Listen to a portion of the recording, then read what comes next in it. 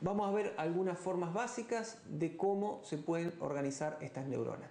Habíamos dicho recién que armábamos un plano, que era como un cuadrado con neuronas, pero también en una simplificación y en algunas aplicaciones se utiliza, uno puede armar simplemente una línea de neuronas, una capa similar a las que teníamos antes, que solo consiste en una línea y que una neurona, cuando se activa, puede afectar a su entorno. El entorno, por ejemplo, ahí tenemos un entorno de radio 1, la neurona roja, vamos a suponer que es la neurona que se activó, y las dos neuronitas azules se ven afectadas por esa activación. Vamos a ver más adelante cómo se afectan. Esto a veces se dibuja simplemente como una línea, en donde tenemos una neurona, otra neurona y otra neurona. El otro caso es el que vimos recién, en donde tenemos una cuadrícula, o sea, una forma rectangular. Esta forma rectangular yo también podría dibujarla en forma plana, como algo así, donde en el centro está la neurona que se activó, que es la neurona roja, y en esta forma estimula también o actualiza también a sus vecinas. Ese sería un radio de vecindad 1, y si yo quisiera ampliar el rango de vecindad, podría considerar todas las neuronas que están alrededor, y para cada una de las neuronas de alrededor considerar si pertenece al radio. Supongamos, si queremos ahora un radio 2, yo voy a sombrear considerando esta neurona, también las que son afectadas por esa neurona, considerando esta neurona las que serían afectadas por esa neurona, considerando esta también tengo que sombrear acá, y considerando esta también tengo que sombrear ahí. Ahí tengo un radio 2 de la neurona ganadora, que es siempre la roja que está en el medio.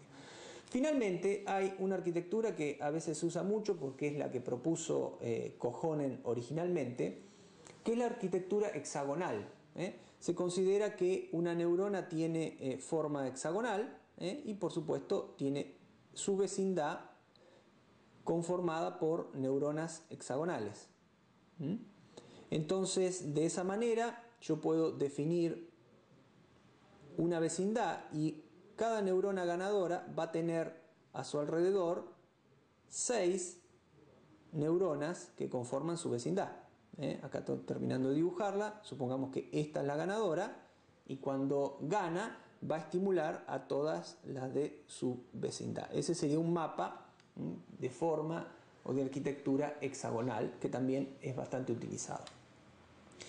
Estas arquitecturas permiten que estos entornos que se definen entre las neuronas y que tienen una importancia muy grande en cómo funcionan los mapas autoasociativos, a lo largo del entrenamiento estos entornos pueden tener un tamaño fijo o pueden ir variando. En general lo que utilizamos son entornos variables, que al principio, por ejemplo, tienen un radio muy grande y después se van reduciendo. Ya vamos a ver cuál es la función de eso. Y las neuronas del entorno pueden estar relacionadas de diferente forma con la neurona ganadora. Puede que se exciten, pueden que se inhiban al ganar la ganadora, o puede que haya alguna función más general de excitación e inhibición, dependiendo de la distancia que está una neurona del entorno hacia la neurona ganadora. Vamos a ver este tipo de excitaciones. Acá tenemos un primer esquema de excitación e inhibición. Básicamente, fíjense que si, por ejemplo, para un entorno 2, para un entorno de distancia 2 o de radio 2, si la distancia entre la neurona ganadora y una neurona cualquiera del mapa es menor que 2, entonces voy a decir que se va a excitar o inhibir, depende de si tiene un valor positivo o negativo, con esa constante beta. En cambio, si la neurona está más lejos de la ganadora, directamente la función de excitación e inhibición va a valer 0, o sea que, digamos, no va a estar afectada en ningún sentido. Este sería un entorno uniforme, o a veces le llamamos rectangular o constante. para la función de inhibición. Otra alternativa es utilizar una gaussiana.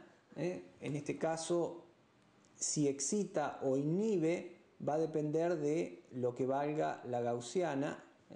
Esto sería la distancia en este eje, y en este eje tendríamos ese valor beta que habíamos definido antes, que era constante, ahora va a ser una función de la distancia. Es decir, cuando más lejos esté la neurona de la neurona ganadora, que sería el centro acá en 0, cuanto más lejos esté, menos la va a influenciar. En este caso siempre positivo, pero bueno, podría ser todo inverso en el caso negativo de inhibición.